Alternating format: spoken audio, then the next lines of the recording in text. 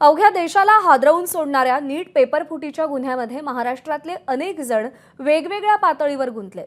Paper set करणारे प्राध्यापक P V. Kulkarni आणि मनीषा मांढरेंनीच पेपर फोडल्याचं समोर आल्यानंतर आरसीसी कोचिंग क्लासचा संचालक शिवराज मोटेगावकरला सीबीआयनं अटक केली। धक्कादायक म्हणजे आरसीसीच्या 101 प्रश्नांपैकी बहुतेक प्रश्न नीटच्या परीक्षेत आल्याचं समोर आलंय। ज्या व्हिडिओमुळे मोटेगावकर भोवती संशयाचं धुकं निर्माण झालं तो व्हिडिओही समोर आलाय आणि यानंतर मोटेगावकरचे आर्थिक व्यवहारही ईडीच्या रडारवर आले। मोटेगावकरच्या नावावर असलेल्या संपत्तीबाबत तपशीलवार माहिती घेतली जाते। तसंच विविध आर्थिक व्यवहारांची छाननीही सुरू आहे। तसंच मोटेगावकरांचा मुलगाही 12वीला होता, त्यामुळे त्यालाही या फुटलेल्या पेपरचा फायदा मिळाल्याचं कळतंय। इतकंच नाही तर पी.व्ही. कुलकर्णीची सुद्धा एनटीएतील नियुक्ती मोटेगावकरनी आपलं वजन वापरून केल्याची माहिती आहे। मोटेगावकरकडून नीटचे प्रश्न आणि त्या प्रश्नांची उत्तरं ज्यांना मिळाल्याचा संशय आहे ते विद्यार्थी आणि पालक देखील सीबीआयच्या रडारवर आहेत। नीट 2026 चा आत्ताच पेपर झाला। माझ्यासोबत प्रगती आहे, तिने आत्ताच पेपर देऊन आला। आरसीसी मॉक मधून आरसी टेस्टिंग क्वेश्चन आले, त्याच्या बाहेर क्वेश्चन आलाच ना। तुम्ही खुश आहात आरसीसी? हो, खरंच खुश आहात? बायोलॉजी काय म्हणते? सगळं एनसीईआरटी बेसिस मॉक टेस्ट मध्ये जे विचारलं ते चालू। आपल्या मॉक पेश सोपं होतं का अवघड होतं? सोपं। वा, छान। कसा गेला पेपर तुला? Chemistry, physics, bio? खूप छान केलं सर। आणि तुम्ही जे 101 क्वेश्चन्स दिले होते ना, त्या 101 क्वेश्चन मधून मोस्ट ऑफ द त्यातच आले होते question. अरे वा, आपण जे शेवटी मॉकला जे घेतो आपण ते सगळे क्वेश्चन्स, वा व्हेरी गुड। मॉक पेपर हे म्हणजे आरसीसी पेपर फॉलो केली more than sufficient? More than sufficient आहेत सर ते। अच्छा अच्छा, व्हेरी गुड व्हेरी गुड, खूप छान खूप छान। दरम्यान आरसीसीच्या क्लासमध्ये ऍडमिशनसाठी आलेल्या मुलांना पालकांना कोणती आश्वासनं दिली जातात याचा व्हिडिओही समोर आलाय। आमच्या क्लासशिवाय आहेत, आम्ही क्लासमध्ये शिकवलेलं किंवा आमच्या स्टडी मटेरियल मधलं किंवा आमच्या टेस्ट सीरीज मधलं हे तुम्हाला कुठे ना कुठे नीटच्या परीक्षेला विचारलं जातं, हे आम्ही क्लासशिवाय देऊ शकतो। अच्छा, नीटचे क्लास लावले तर एखादा ॲश्युरन्स असं मिळेल की आपण नीट क्रॅकच करू? सर, आमच्याकडे जो रिझल्ट आहे तो भारतातला सर्वात जास्त रिझल्ट आहे। तुम्ही जर बघितलं की एम्स कॉलेजेस असतं किंवा गव्हर्नमेंट मेडिकल कॉलेज पूर्ण भारतावरतले म्हणतोय, एकमेव कोचिंग आहे की सर्वात जास्त रेशो आपल्या विद्यार्थ्यांचा तिथे येतो। तुम्ही भारतातल्या कुठल्याही मेडिकल कॉलेजमध्ये जा किंवा प्रत्येक मेडिकल कॉलेजमध्ये आरसीसीचा एक विद्यार्थी सापडणार। अच्छा, एवढं अश्युरन्स आम्ही तुम्हाला देतोय, कारण की हा जो रिझल्ट आहे किंवा एवढा जो रिझल्ट प्रिंट करतो आम्ही, हा रिझल्ट आजपर्यंत कोणत्याच कोचिंगचा नाही। आजपर्यंत तुम्हाला एवढा रिझल्ट कोणत्याच कोचिंगने दाखवलेला नाही।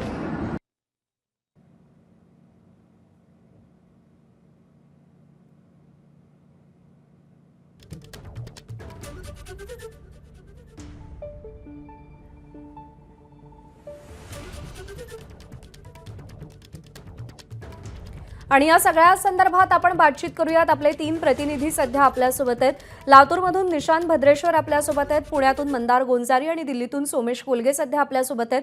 आपण सुरुवातीला निशांत भद्रेश्वर यांच्याकडे जाऊयात लातूरमध्ये, कारण या सगळ्याची सुरुवात तिकडे झाली। निशांत, आपण जर पाहिलं तर मोटेगावकर मोठं नाव आणि तरीसुद्धा जो व्हिडिओ त्यांनी फार मोठ्या कौतुकानं बनवला तोच त्यांना या सगळ्या प्रकरणात अडचणीत आणणारा ठरलेला आहे। कसं जाळं विणलं मोटेगावकरनं?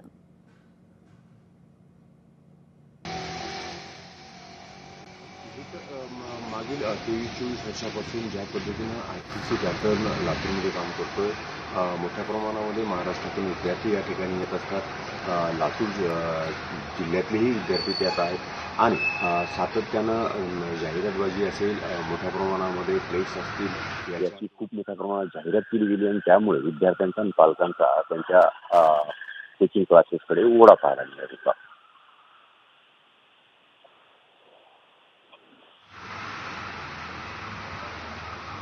आवाज सध्या पोहोचू शकत नाहीये, पुन्हा एकदा तुमच्याकडे येते। यानंतर आपण पुण्यामध्ये जाऊयात। मंदार गोंजारी सध्या आपल्यासोबत आहेत। मंदार, पुण्यामध्ये काल चौकशी करण्यात आली आणि त्यानंतर मोटेगावकरला अटक देखील करण्यात आली आहे। महाराष्ट्रातलं एक मोठं नाव या सगळ्या प्रकरणामध्ये अडकलं गेलेलं आहे।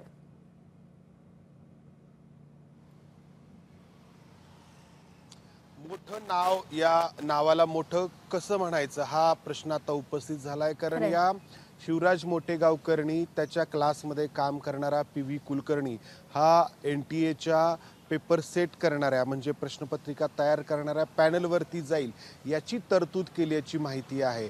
या पी.व्ही. कुलकर्णीसोबतच पुण्यातील मॉडर्न महाविद्यालयामध्ये काम करणारी मनीषा मांढरे देखील NTA पेपर सेट करणाऱ्या कमिटीवरती गेली आणि या दोघांनी मिळून एकाने केमिस्ट्रीचा तर दुसऱ्याने बायोलॉजीचा पेपर फोडला आणि तो शिवराज मोटेगावकरकडे दिला. मोटेगावकरनी तो विकला आणि त्या आधारे तो स्वतःच्या क्लासचं कौतुक करून घेत होता, जे व्हिडिओ आपण दाखवले. आणि त्या कौतुकातून आणखी नवे विद्यार्थी आपल्याकडे आकर्षित व्हावेत हा त्या पाठीमागचा उद्देश होता. त्यामुळं CBIने जेव्हा काल त्याला अटक केली आणि न्यायालयामध्ये त्याचा रिमांड रिपोर्ट सादर केला, तेव्हा CBIने म्हटलंय की हा शिवराज मोटेगावकर पेपर लीक करणाऱ्या गँगचा सक्रिय सदस्य आहे. गँग हा शब्द CBIने वापरलेला आहे.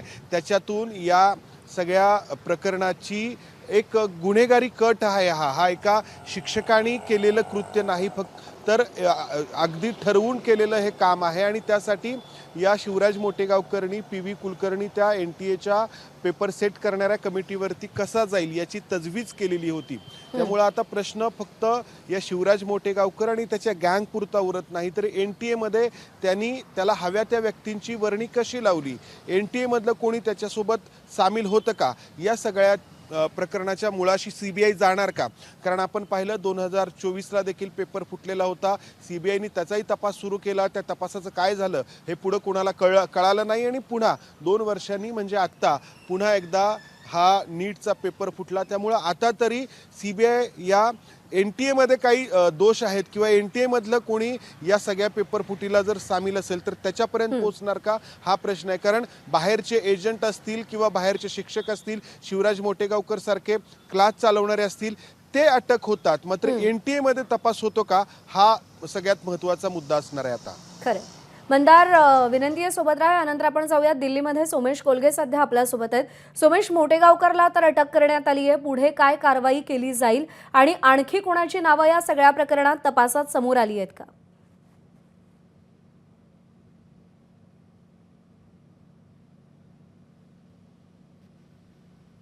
त्यानुसारच काल CBIने देखील म्हटलं की या संपूर्ण प्रकरणामधले जे लिंक्स आहेत ते लिंक्स हळूहळू वरती जात आहेत, म्हणजे link is going to upside असं म्हटलेलं आहे. आणि आपल्याला जी माहिती मिळाली त्यानुसार मोटेगावकर याने आपल्या मुलाला देखील या सगळ्यामध्ये एक फायदा मिळवून दिल्याची शक्यता आहे. कारण त्याचा मुलगा देखील त्यावेळी 12वीला आणि त्याच तत्सम परीक्षांना अपियर होण्याची शक्यता होती. आणि याच्या पुढे जाऊन आपल्याला जी माहिती मिळते ती अशी आहे की कदाचित एखादं मेडिकल कॉलेज, वैद्यकीय महाविद्यालय सुरू करण्याचा मोटेगावकरचा इरादा होता आणि त्यासाठी घरचा व्यक्ती कोणीतरी डॉक्टर असावी, कारण ते देखील स्वतः डॉक्टर नाही आहेत, त्यांच्या घरामध्ये कोणी डॉक्टर नाही आहे आणि एखादी व्यक्ती डॉक्टर असावी अशी मोटेगावकरांची तयारी होती का, असे असंख्य प्रश्न निर्माण झालेत. याशिवाय आणखीन एक माहिती मिळाली आहे ती अशी आहे की पी.व्ही. कुलकर्णी पुण्यामध्ये क्लासेस उघडण्याच्या तयारीत होता आणि आगामी काही दिवसांमध्ये पुण्यामध्ये तो आपल्या नव्या क्लासची घोषणा करणार होता मोठ्या प्रमाणावरती.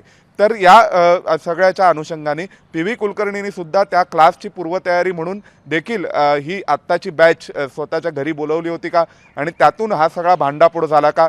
परंतु गेले काही वर्ष सातत्याने हे असे प्रकार करत असल्याबाबतचा संशय हा बळावत चाललेला आहे आणि आता CBIच्या वतीने या सर्वच मुद्द्यांचा विचार करून सर्वच दृष्टिकोनातून या प्रकरणाचा तपास केला जाणार आहे. निश्चित. सोमेश, अपडेट जाणून घेत राहू. तुर्तास धन्यवाद. मंदार गोंजारी आपल्याला अपडेट देत होते. मंदार, तुमचेही आभार आणि निशांत भद्रेश्वर यांचे देखील आभार. ABP माझा, उघडा डोळे बघा नीट.